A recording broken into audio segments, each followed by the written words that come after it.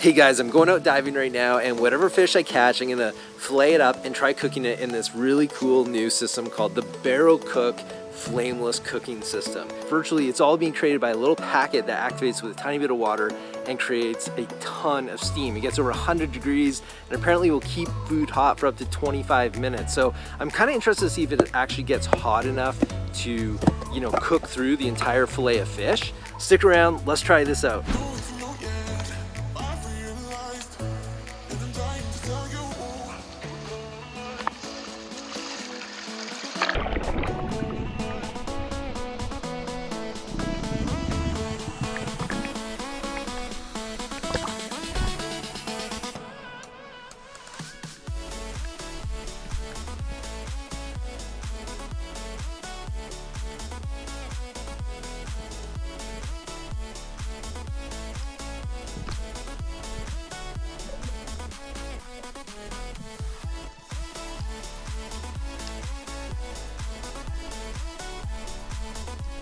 There are two reasons why I really look under all these coral heads and in each of these holes. For one, if you've seen my bluefin trevally video, you'll know that there are some great fish sometimes hanging out under here.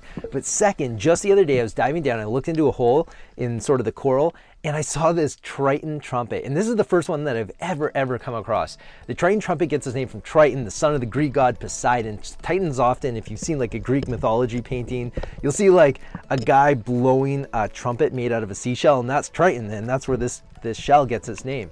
And you can actually turn these shells into like a trumpet device by sort of cutting a little hole in the end of them and then blowing in them. This animal is technically a mollusk, but basically it's just a huge sea snail. They eat starfish along the reef and some other cool stuff.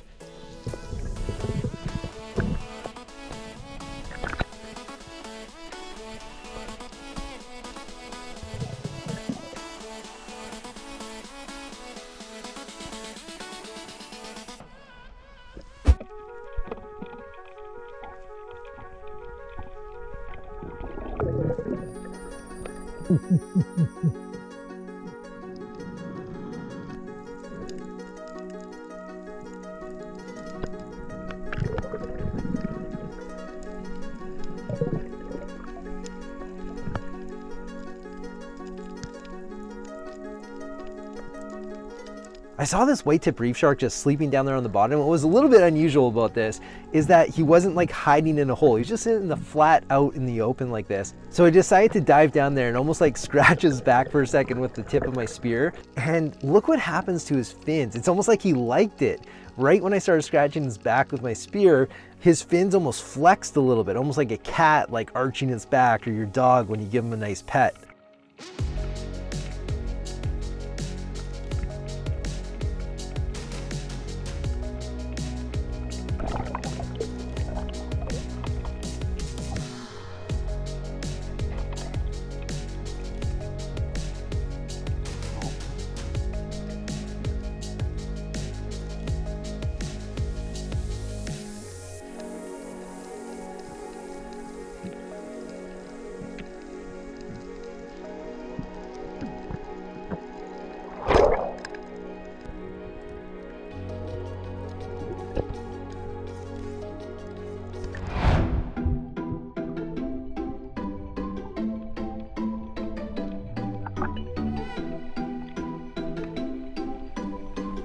This right here is a bucket list encounter with a Hawaiian Monk Seal. These seals are known to steal spearfishermen's fish off their float, and that's exactly what he's here to do. The seal kept checking my float and then my tagline to see if there's any fish with me, but thankfully it was early enough on my day, as you guys know, I hadn't shot my first fish yet. Then it decided to stalk me for a bit, as if it was waiting for me to actually shoot a fish and produce it for him.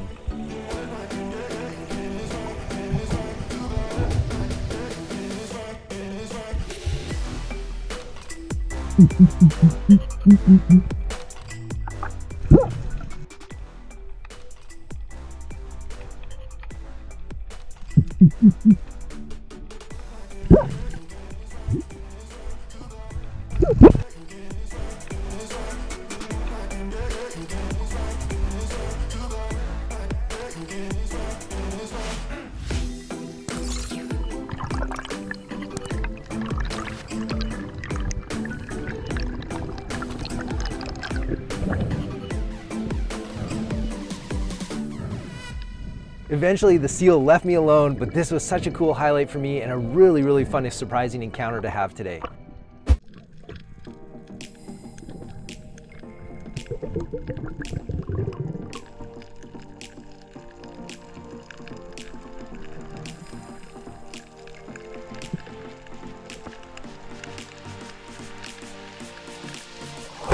Boom, this right here is a peacock grouper, also known in Hawaii as a roi.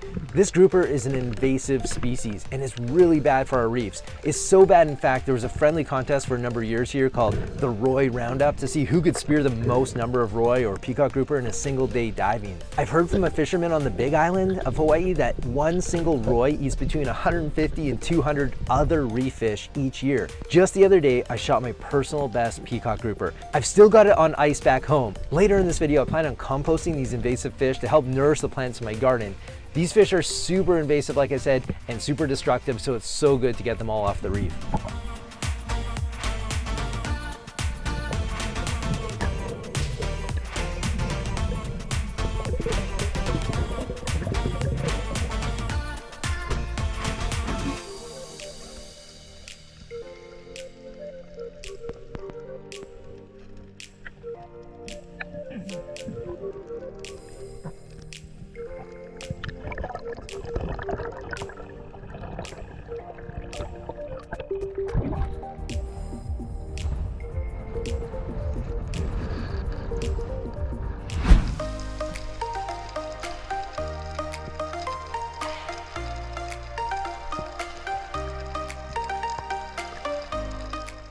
Right here, I come up on a super common fish called the Yellowstripe Goatfish, or Weke'ā. For me, this is usually a fish that I totally ignore. It's not known to be one of the tastier fish on the reef, and some of you might consider this a trash fish, but I decided to go for it. They're called goatfish, by the way, because they have this beard-like barbell served under their chin that resembles almost like a goat's beard. They use it for like sensing out worms and snails and other small creatures that they eat off the bottom of the sand. My challenge today will actually be to make this fish taste good with that cool backcountry flameless cooking tool.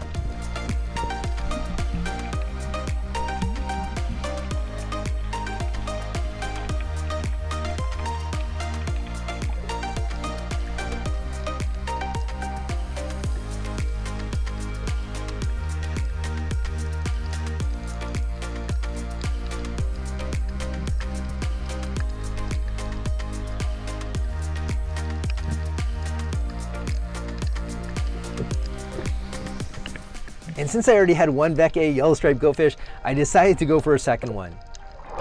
Nailed it, yeah. I haven't taken one of these fish for a couple of years, so I'm hoping it tastes better than I last remember. The cool thing is that they're so common. If you already like the taste of these fish or know how to cook it up to taste really good, there's a lot of them out there.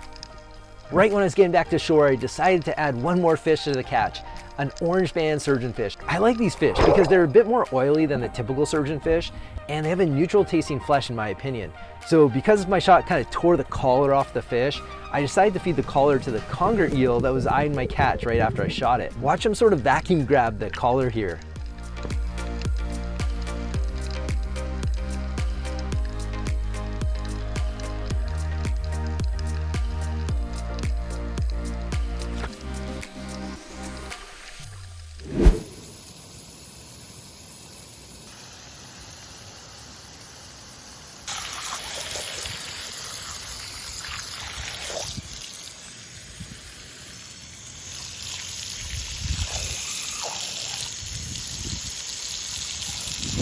Over here in the corner of my garden, I've actually got a spot that I want to plant two papaya plants, one in just a regular hole, and then one in a hole here that deep beneath it I'm going to bury a whole bunch of that roi, those peacock grouper, and just see over the next 2 or 3 weeks, does the extra nourishment from those fish actually make a difference on how fast that plant grows.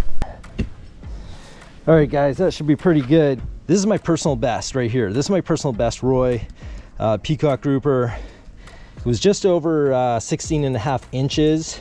and almost 7 pounds, which is pretty good. I think the record for Hawaii State is 10 pounds. And so that's a big roy, that's getting up there.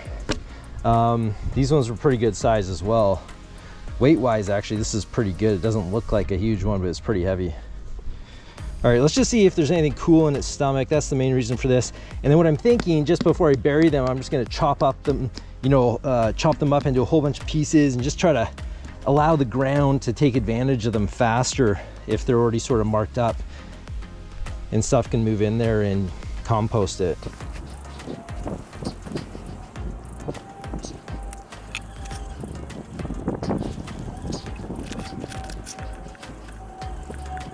Really not a very big stomach going on here. Like compared to that barracuda that I did recently in a video, this really doesn't really have a fish actively being digested that I can see. So anyways, still fun to check. I just want to show you, like, these fish have the nicest bright white flesh ever. It's just a shame that the bigger they get, they have that ciguatera risk, and it's pretty severe, you know. It's kind of like playing Russian roulette. If you go for it and you eat it, but like, look how bright white that meat is. It sure is nice looking. All right, to help these compost a little quicker, maybe just kind of score them up. I think that'll do it.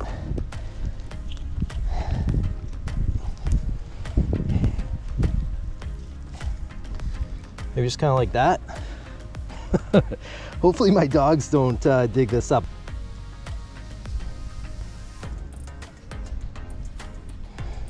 And over here, no fish.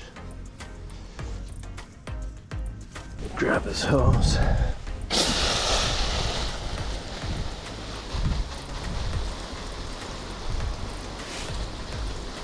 I think this looks pretty good. I've got a whole bunch of extra fish here, so I'm probably gonna have to chop that up and throw it in the ground around my yard. And until then, in the next 2 or 3 months, I'll come back to this in a video in the future and just sort of show you to see, did that fish, planting that one fish underneath that one, make it grow like twice as fast or something? It'd be just cool to find out.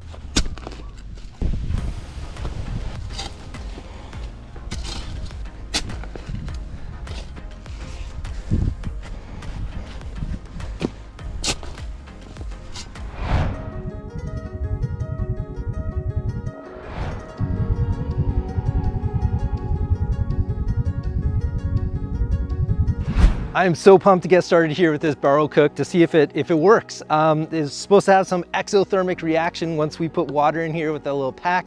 So let's test that out. I'm gonna get flaying up with these fish, and if you can't tell, it is like so incredibly humid today. It feels like 120 degrees. It's probably like 100 degrees with super high humidity or something. It is so hot. I'm gonna throw in here with the fish just a little bit of maybe lemon, some spices like ginger. One cool thing about this is once it starts cooking, it might take 10 or 20 minutes to cook in here. I'm not restricted to standing in one place, so I might pick this up as it cooks. As long as I use the neoprene sort of cover, maybe that's supposed to be there so it protects your hands from getting too hot. And I might walk around this park and just see some other cool sights and share them with you as this cooks. All right, flay job's coming along. The rain has picked up. I'm a little bit protected in this bamboo forest, but it is coming down pretty good. Something I always forget about this fish is that the bloodline is not a pretty thing with these. And really the whole fish kind of tastes like the bloodline in my opinion. And that's why today part of my challenge is sort of making this taste good. So the 3 spices I'm using is garlic powder. Maybe a little bit generous with this because, like I said, the taste of this fish is not my favorite. Next up, onion powder. Whoa, that was a bit much there, but. And last one, some ground ginger. I said this before on one of my episodes, if you have a fishy tasting fish, ginger's an awesome spice because it'll help really take away that fishiness, which is sort of cool. All right. I'm gonna throw a bit of lemon in there.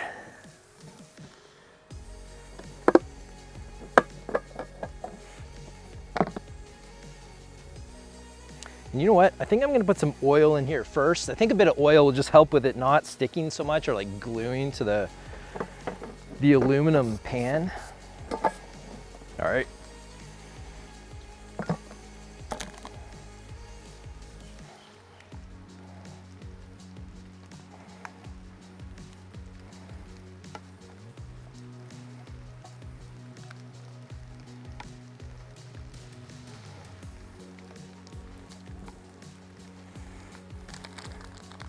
So guys, this is genuinely my first time ever using this. It's a cool idea. Like if you're out in the woods or in a super timber dry area that could be a fire hazard, you can't light a fire.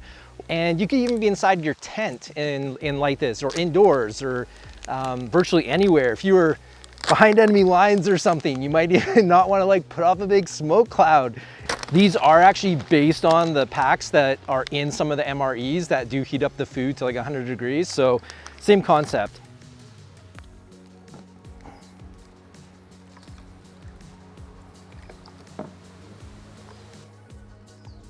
Oh, there we go. Yeah. Dude. All right, I'm gonna sandwich this down, I think.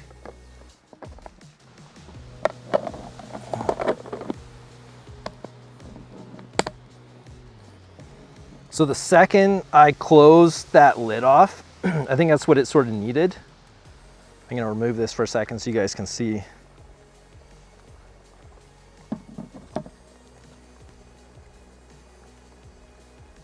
Oh yeah, that's totally boiling the water. That's going to definitely work.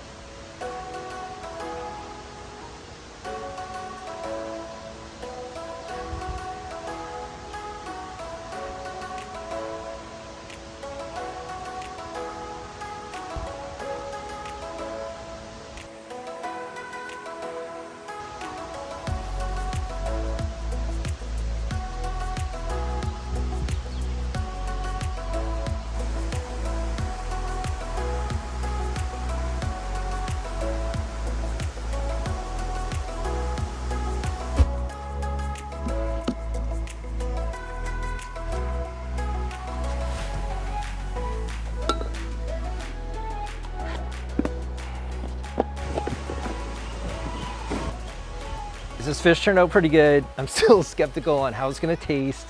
I'm gonna use a bit of nori, a bit of seaweed to kind of make a little fish sandwich with maybe some avocado and rice. It's sticky rice, so it's not really coming out very easy.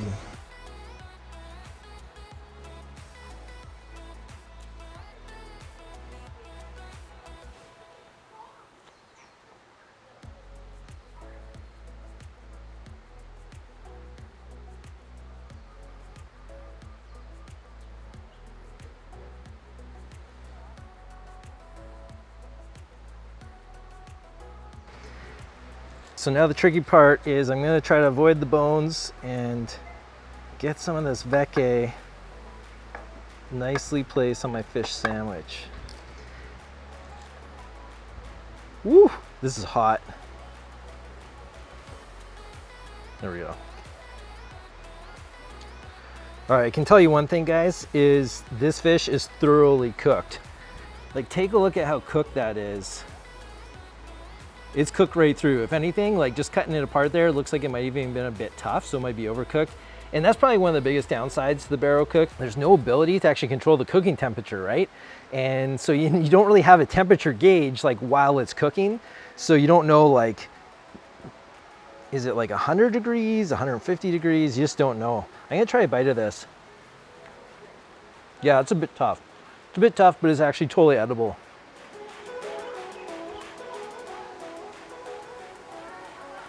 Ooh, hot, hot, hot.